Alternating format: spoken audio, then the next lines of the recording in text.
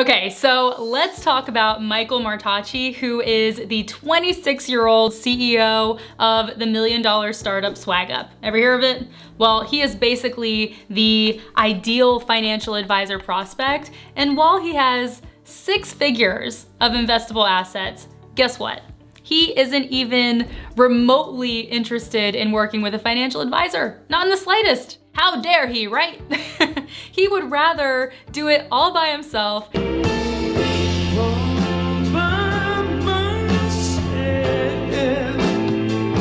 And guess what else? He is not alone. In this video, I'm gonna show you how to attract ideal financial advisor prospects with screenshot illustrations that really will spell it out for you. Plus, we are also going to unveil the 2 topics that wealthy millennial investors care about the most. And then we are gonna cap it off with one simple way to build trust right away. All right, this is gonna be fun. Let's get into it.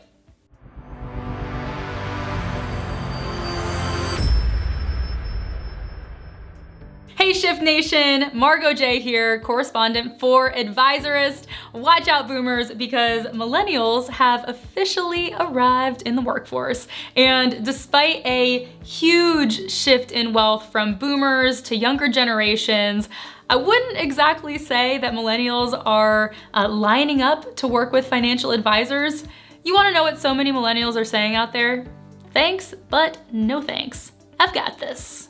Hey, not for nothing, but we were a generation that was raised to be strong and independent. "'Cause my mama taught me better than that. I'm a survivor. I'm not gonna give up. I'm not gonna give up. I'm gonna work harder." And so, here we are.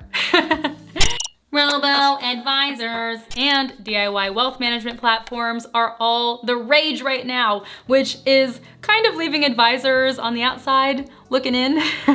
But listen, not all hope is lost. Help me, Obi-Wan Kenobi. You're my only hope. Millennials are still interested in working with trusted financial advisors, but there is one tiny little caveat. They must evolve. Evolve! They must evolve. Reports show that older Americans have already stockpiled $35 trillion in wealth, which will trickle down to younger generations over the next few years. And by the time it is all said and done, analysts are saying that more than 70 trillion will change hands, with most of it going to who? Ah, you guessed it, millennials. That is trillion with a T. Gosh, sometimes my brain can't even comprehend the magnitude of that number. Let's try.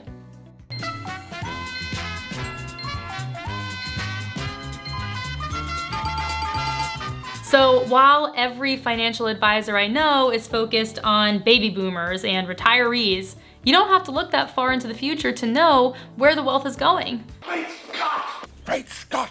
Millennials might not have as much collective wealth as other generations at the moment, but oh, it's a-coming, I'm telling you. The only problem is that most advisors aren't instilling enough confidence to earn their business. Exhibit A, Michael Martacci, the 26-year-old startup founder that I mentioned earlier. Seriously, he might as well be the avatar for wealthy millennial prospects. He says that financial advisors are constantly courting him, but he has gotten in the habit of ignoring invitations for these fancy dinners and these rounds of golf. And you know what, Mike? Good for you. I cannot say that I would be strong enough to turn down a party. That was so bad. Hashtag dad joke. Or should I say hashtag bad joke?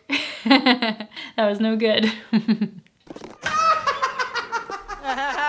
He's laughing, he's having a good time. Good for you. Yeah, laugh it up. Enjoy your night. You want to know what Michael does instead? He chooses to invest and oversee his money all by himself. He funnels something like 90% into cryptocurrency and uses Robinhood to handpick stocks and mutual funds. It takes him less than an hour a week.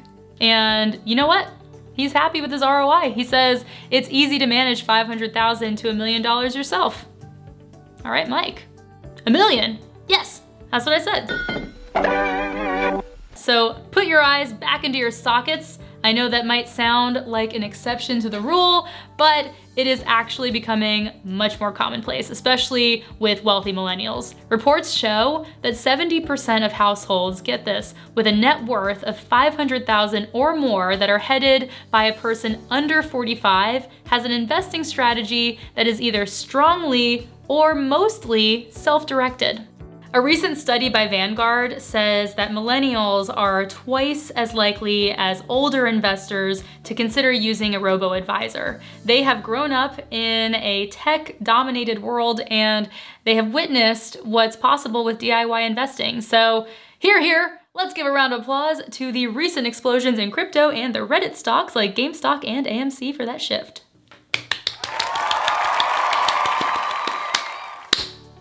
But here's the thing. Technically, they are not against working with financial advisors. Most millennials would actually feel much more comfortable working with a human advisor, as long as they are up to date on the latest tech and investment trends, that is. Check out this survey on Vise. Basically, no matter how old you are, whether you are 18 or 102, every age group trusts financial advisors more than any other source for financial advice. So to get specific here, Americans are more likely to trust a human financial advisor over a robo-advisor. So the question is, how are we to keep up? Remember that keyword that I mentioned earlier? Evolve. That's right, it's a big one. Financial advisors who have successfully evolved with technology and investment strategies have seen their practices boom during COVID. Exhibit B, financial planner Ashley Dixon of Gen Y Planning, which caters to millennial clients. Ashley says, we are completely digital. We don't have any paper documents. We don't mail anything to our clients. We work strictly on Zoom. Dixon had a boom because of Zoom. Ha, what do you say? All right, so the real question is, how can you evolve like Dixon and so many others so that you benefit from this huge transfer of wealth and grow your financial advisor business? Here we go. The answers that you came here for. Better get your notebooks out because here are a few tips. Tip number 1, give your LinkedIn profile a makeover. Ooh, I love makeovers, especially the digital ones. Hello! If your LinkedIn profile still looks like this, you are missing out on one of the most lucrative methods of lead generation for financial advisors. If you feel seen right now, I'm sorry, but it is the cold, hard truth, and it is time for a profile pick-me-up, so do it. Don't worry, I'm gonna keep it simple for you and narrow it down to 5 quick little tweaks that you can make. Number 1, say so long to those poorly cropped pictures from that time that you got all dressed up for your cousin's wedding and somebody snapped a photo of you at the reception. Gotta go. Update your profile picture with a professional headshot taken within the last 12 months. Get the real deal. It's worth it. Number 2, stop calling yourself a holistic advisor and identify a specific niche that you can serve. Then, number 3, use this niche to craft a unique selling proposition or a USP. This is a simple one-sentence statement that explains who you serve, what benefits you provide them, and then what pain you can help them to avoid. Like, check out what Nick Davidson does to attract 3 to 5 doctors onto his calendar every week. So far this year off the program, you generated 41,000, another 5,500, 5,500 of DI premium, 600,000 in AUM. So just killing. That's off those 5 appointments that you're getting. And actually, I'm going to stop you there real quick, Chris, because I just closed another $21,000 life insurance case this morning off the program too. So yeah. Way to go, Nick.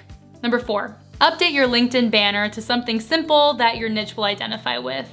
And number 5, create an about section that speaks to your niche, not about how wonderful you are. Remember, people care more about themselves than you. Sorry, but it should show that you understand their biggest problems and that you are the one to help them get closer to their financial goals. Spoiler alert, we help insurance and financial advisors do this every single day. And if you need help with doing that, then I suggest that you book a 15-minute chat with one of our awesome coaches at meetwithadvisorist.com. That is meetwithadvisorist.com. Okay, moving on to tip number 2. Implement a virtual meeting strategy. Newsflash, younger prospects, or really any prospects for that matter, do not always want to clear their schedules out and fight through traffic for a one-on-one meeting in your office.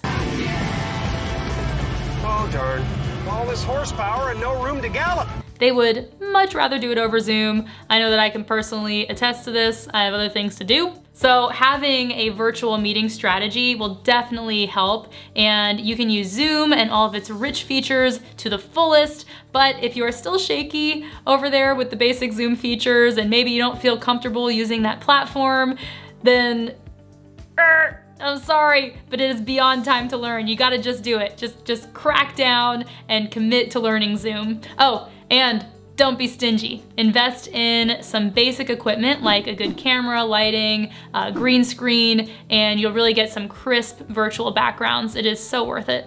We like Logitech's C930X HD. It shoots in 1080p. It's clear, it's crisp, got great video, it streams beautifully, and it's probably at least 5 times sharper than laptop cameras. So that's a good one. Tip number 3, understand the basics of crypto and real estate. All right, so today's millennial investors aren't necessarily opposed to mutual funds and whole life insurance, annuities, and other traditional investment options, but it doesn't exactly make them get all excited either. Hey, how about those mutual funds, Frankie? Not really a thing. But you know what does float their boat? Alternate investments like crypto and real estate. I mean, regardless of how you feel about Bitcoin and other cryptocurrencies, we suggest that you get educated on the basics so that you can at least offer this as an option for a diversified portfolio. Yes, and the same goes for real estate as well. So even if that's not your area of expertise, you should definitely have people in your center of influence who you can partner with.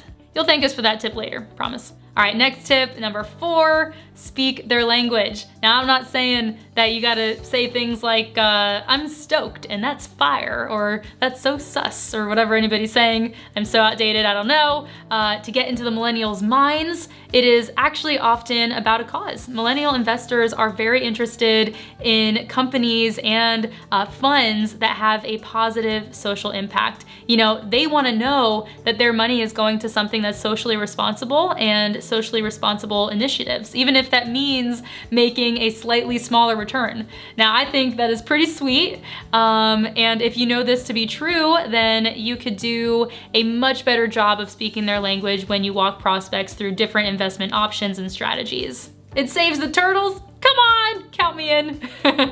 So give me some fin. Noggin. Dude. And last but certainly not least, tip number 5, be transparent with fees and expenses.